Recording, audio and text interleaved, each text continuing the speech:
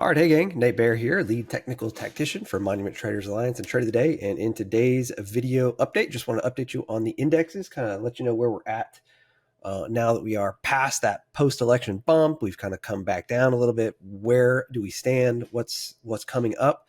And then take a look at a chart that I'm looking at for entry this week. All right, so first things first, as you can see here, it's a story that we are sort of familiar with. It happens pretty much every election.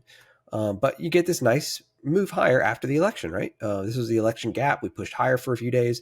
Now we're starting to come back in. From here, this is healthy. We've come back to the 21 EMA. We were at plus 3 ATR. That's not sustainable. We've come back to the 21 EMA.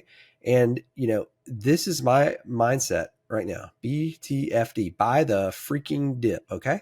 So we are dipping, and I'm looking at places where I can get long. Now, it doesn't mean that today is going to be the low, and maybe we'll come back and actually close this gap. I don't know. I think somebody asked yesterday in chat and said, Nate, what do you think of the market for the rest of the week? And I said, well, there are 4 letters that will probably determine the market direction, after the second half of the week, and those 4 letters are, of course, NVDA. NVIDIA's earnings are Wednesday, and I think that is really going to cause 2 things. Number one, I think it's going to cause the market to sort of slow down tomorrow. I think today, Tuesday, is going to be a decent day to trade. I don't know which direction yet. The market is a little red pre-market, but again, I'm looking for opportunities to buy things on dips. But the market direction Wednesday, in my opinion, is probably going to be a little sideways, a little choppy as people wait for those NVIDIA earnings, and then on Thursday and Friday, let's just see let's just see how NVIDIA does, and that's likely going to determine the market direction. As far as NVIDIA's chart, I can show you this real quick, but basically in NVIDIA, I think yesterday's little move down was kind of a buying opportunity. We actually did that off of symmetry right in through here, and we're looking for a bounce up and into earnings. If you're trading NVIDIA at this point, I think there are a couple of quick areas to be aware of. Number one is the VP from all of these people in through here.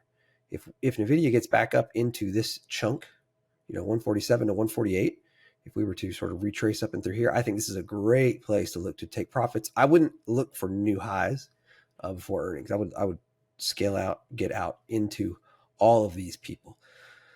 And then number 2, you've got 2 gaps to fill. One here around 142 and another one up here at around 140. What is this? 147 or so. Yep. So a couple of gaps to fill. So we'll see what happens there. Now, as far as a new trade for today, again, I don't want to do a lot ahead of NVIDIA. I don't want to have like a fully loaded boat.